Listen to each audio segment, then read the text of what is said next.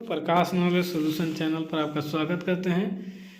ये NCERT class 9 का last chapter है और इसमें देखेंगे कि इसके खाद्य और संसाधन सुधार से बहुत से क्वेश्चन आते हैं और आप एक बार से दो बार वीडियो देखते हैं तो पूरा सवाल आपका सॉल्व हो जाएगा।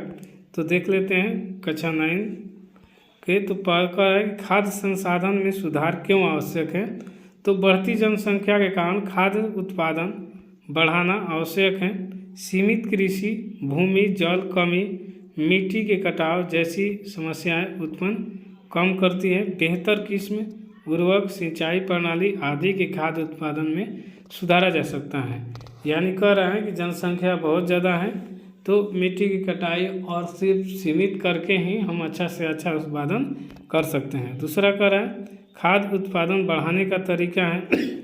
खाद्य उत्पादन बढ़ाने का मुख्यतः 3 तरीके होते हैं और 3 स्तर पर फसल उत्पादन प्रबंधन होता है।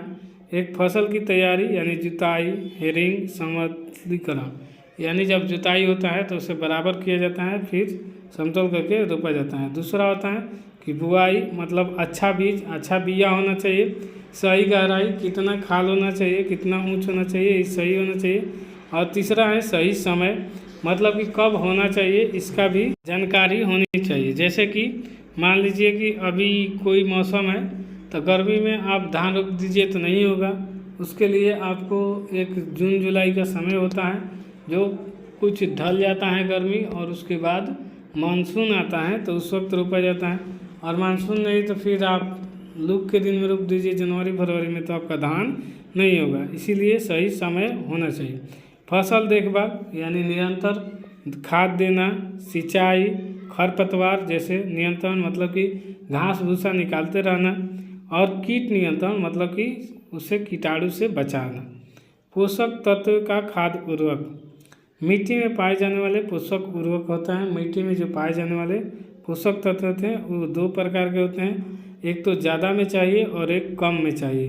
तो जो ज़्यादा में चाहिए उसे कहते हैं मुख्य पोषक तत्व, मेजर न्यूट्रिशन। इसमें चाहिए नाइट्रोजन, फास्फोरस और पोटास, इसकी मात्रा अधिक होनी चाहिए। और सूक्ष्म में होता है सूक्ष्म पोषक तत्व, तो micro nutrition, iron, zinc, boron, manganese आदि। यानी इसका क्या होना चाहिए, संख्या कम होनी चाहिए, मतलब होनी चाहिए उतना नहीं होना चाहिए, उससे कम होनी चाहिए। खाद और उर्वरक में अंतर क्या है। जैविक पदार्थ से बनती है, रासायनिक रूप से तैयार होता है। यानी जो खाद होता है ये जैविक पदार्थ से बनता है और उर्वरक जो होता है ये रासायनिक रूप से तैयार होता है। खाद जो है धीरे धीरे पोषक तत्व देती है जबकि उर्वरक है तुरंत पोषक तत्व प्रदान करता है। खाद में मिट्टी की उर्वरता बढ़ाती है जबकि उर्वरक जो है मिट्टी की बनावट खराब कर सकती है। खाद का है पर्यावरण के अनुकूल है, उर्वरक जो है अत्यधिक प्रयोग हानिकारक है। उर्वरक ज़्यादा देंगे तो हानिकारक करेगा। सिंचाई कह रहा है कि सिंचाई के आधुनिक तरीके हैं स्प्रिंकलर और ड्रिप इरिगेशन। ये पहले थे अभी नहीं है। ड्रिप इरिगेशन अभी है कि मतलब कि जो नीचे से पानी निकालना, और एक होता है कि पहले कल चलाकर पानी कुआं का स्प्रिंग किया जाता था। चेक बेसिन, फुरो विधि, ये सब उसी का मेथड है। खरपतवार नियंत्रण, खरपतवार फसल के पोषक तत्व छीन लेते हैं। विधि है हाथ से निराई, मतलब कि निकाल सकते हैं। खरपतवार नाशक जैसे 2A4D, मशीनों से निराई। कीट एवं रोग नियंत्रण, कीटनाशक, पत्ती या खाने वाले कीट, रस चूसने वाला कीट। जीव नियंत्रण, प्राकृतिक शत्रु जैसे लेडी बर्ड, मकड़ी। रोग नियंत्रण, रोगरोधी किस्में, फसल चक्रीकरण, ये सब कीटनाशक के पाए। फसल चक्रीकरण का है एक ही जमीन पर अलग अलग मौसम में अलग अलग फसल लगाना फायदे हुए। मिट्टी की उर्वरकता बनी रहती है, कीट और रोग कम होते हैं। दाल नाइट्रोजन कण स्थिरीकरण की विधि होती है। पशु संसाधन एवं सुधार, पशुपालन, दूध पशुपालन, गाय भैंस, कुक्कुट पालन मुर्गी। मत्स्य पालन में आता है मछली। और हाइब्रिड की नस्ल, दूध उत्पादन बढ़ाने के लिए क्रॉस ब्रीडिंग रोग प्रतिरोधक क्षमता बढ़ती है। दूध आप किसी गाय भैंस को दे रहे हैं खाली दूध बढ़ाने के लिए कोई चीज़, तो उसका शरीर का ताकत कम हो जाएगा, तो उससे रोग अधिक होगा। मधुमक्खी पालन, शहद में मोम मिलाता है, परागकण बढ़ता है जिससे उत्पादन बढ़ता है। पाली जाने वाली प्रमुख मधुमक्खी एपिस मेलिफेरिया है। मत्स्य पालन, फिश प्रोडक्शन 2 प्रकार के होते हैं, एक आंतरिक मत्स्य पालन तालाब झील और दूसरा होता है समुद्री मत्स्य पालन, समुद्र से पकड़ना। कैटला, रोहू, मृगल प्रमुख मछलियाँ हैं। ये सब आइए अब देखते हैं कि जो इसका 50 VVI ऑब्जेक्टिव क्वेश्चन होगा वो देख लेते हैं। खाद्य संसाधन एवं सुधार का मुख्य उद्देश्य क्या है? तो ये उत्पादन को बढ़ाना है। नाइट्रोजन, फास्फोरस और पोटाश को क्या कहा जाता है? तो ये ज़्यादा चाहिए तो इसे प्रमुख पोषक तत्व कहा जाता है। खाद किससे बनती है? तो खाद बनती है सूखे पौधे पत्तों से। उर्वरक का क्या लाभ है? तो उर्वरक का लाभ है कि ये पोषक तत्व तुरंत देता है। जुताई का मुख्य उद्देश्य क्या है?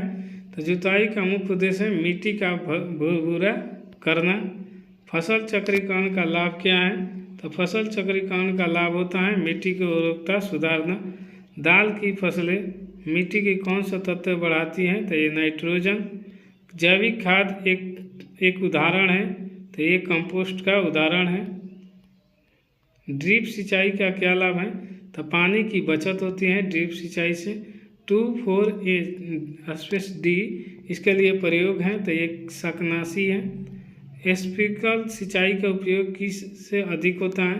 तो ये होता है रेत वाले क्षेत्र में जहाँ पर रेगिस्तान होता है। मिट्टी परीक्षण क्यों किया जाता है? तो ये पोषक तत्वों की मात्रा को जानने के लिए किया जाता है। फसल की रक्षा किससे की जाती है? तो ये कीटनाशक से की जाती है। मछली पालन को क्या कहा जाता है? तो मत्स्य पालन कहा जाता है। मधुमक्खी पालन को क्या कहा जाता है? तो इसे एपीकल्चर कहते हैं। एपिस मेलिफेरा कौन सी प्रजाति है? तो ये मधुमक्खी की प्रजाति है। पोल्ट्री फार्मिंग किससे संबंधित है? तो ये है मुर्गी से पोल्ट्री फार्मिंग संबंधित है। कृषि से सबसे अधिक प्रयोग किए जाने वाला रासायनिक उर्वरक कौन सा है? तो ये है यूरिया। खरपतवार क्या है? तो ये हानिकारक पौधे हैं। खरपतवार फसल से क्या छीन लेते हैं? तो ये पोषक तत्व छीन लेते हैं। खाद और उर्वरक में मुख्य अंतर क्या है? तो खाद और उर्वरक में दोनों में मुख्य अंतर क्या है? तो ये अंतर है कि ये खाद कार्बनिक है और उर्वरक रासायनिक यौगिक है। जुताई में कौन सा औजार उपयोग किया जाता है? तो ये हल का उपयोग किया जाता है। बीज बोने की परंपरा विधि क्या है? तो ये बुआर है। HYV का अर्थ क्या है? तो HYV का अर्थ है hard young vegetable hard एल्डिंग variety, यानी दोनों है, दोनों A और C है। हार्ड यंग जो वेजिटेबल है ई नहीं होगा, ये उच्च उत्पादन किस्म होगा। इसी का हिंदी है हाई वेल्डिंग वैरायटी का उच्च उत्पादन किस्म। फसल का पानी कब दिया जाता है? तो फसल में पानी बोने के बाद दिया जाता है। कीटनाशक पौधे को किससे बचाते हैं? तो ये कीड़ों से बचाते हैं। शाकनाशी क्या है? तो शाकनाशी होता है खरपतवार मारते हैं।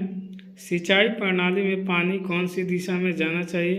तो ये पत्तों में पौधे की जड़ में जाना चाहिए, यानी नीचे डालते हैं पानी तो जड़ में ही रहता है और सब जगह फैलता है जड़ के माध्यम से। मछली बीज को क्या कहते हैं? तो ये मछली बीज को फ्राई कहा जाता है। फर्टिगेशन किस में संबंधित है? फर्टिगेशन संबंधित है खाद एवं पानी के साथ देना। पशुपालन का मुख्य उद्देश्य क्या है? तो दूध, मांस, अंडे प्राप्त करना। उर्वरक का अत्यधिक प्रयोग किससे नुकसान पहुंचाता है? तो मिट्टी को नुकसान पहुंचाता है। जैव कीटनाशक किससे बनते हैं? तो जैव कीटनाशक सूक्ष्म जीवों से बनते हैं। फसल बीमा का उद्देश्य क्या है? तो फसल बीमा का उद्देश्य होता है फसल नष्ट होने पर सहायता करना। पशुओं में टीकाकरण क्यों किया जाता है? रोगों से बचाने के लिए। परागकण से किसे योगदान होता है? तब मधुमक्खी में। कृषि का प्रमुख स्रोत क्या है? तो कृषि का प्रमुख स्रोत है मिट्टी। खाद्य फसल में सुधार किसे किया जाता है? तो ये उच्च किस्म में किया जाता है। कह रहा है कटाई का अर्थ है फसल उतारना। फसल का भंडारण से पहले क्यों सुखाया जाता है? तो नमी कम करने के लिए सुखाया जाता है। किस फसल में नाइट्रोजन की आवश्यकता अधिक है? तो चावल में अधिक होती है। खाद का प्रयोग किसके लिए अच्छा है? तो मिट्टी की संरचना सुधारने के लिए अच्छा है। कह रहा है कि फसल कटाई के बाद के कार्यों को क्या कहा जाता है? तो ये प्रसंस्करण कहा जाता है। पौधे की वृद्धि किन पर निर्भर करती है? तो पानी, धूप और पोषक तत्व सभी पर निर्भर करती है। किस प्रणाली में पौधे की जड़ पर बूंद बूंद पानी दिया जाता है? तो ये दिया जाता है ड्रिप सिंचाई में। और खाद की कौन सी प्रक्रिया से बनते हैं? तो ये बनते हैं जैविक अपघटन से। दुधारू पशु कौन है? दुधारू पशु होती है गाय। करा मछलियों का भोजन किसे दिया जाता है? तो ये दिया जाता है चारा से। मिट्टी में जैविक ये मछलियों का भोजन कैसे दिया जाता है, किस में दिया जाता है? तो ये पानी में दिया जाता है। इसका माफ़ी चाहेंगे, आंसर ए हो गया है गलती से, और इसका आंसर होगा सी, पानी हो जाएगा। पानी में दिया जाता है मछलियों का भोजन। मिट्टी में जैविक पदार्थ किससे बढ़ता है? तो ये बढ़ता है कि खाद में। खाद उत्पादन बढ़ाने के लिए मुख्य तरीका कौन सी है? तो ये होता है फसल चक्रीकरण, पशुपालन, कीट नियंत्रण, उपरोक्त सभी।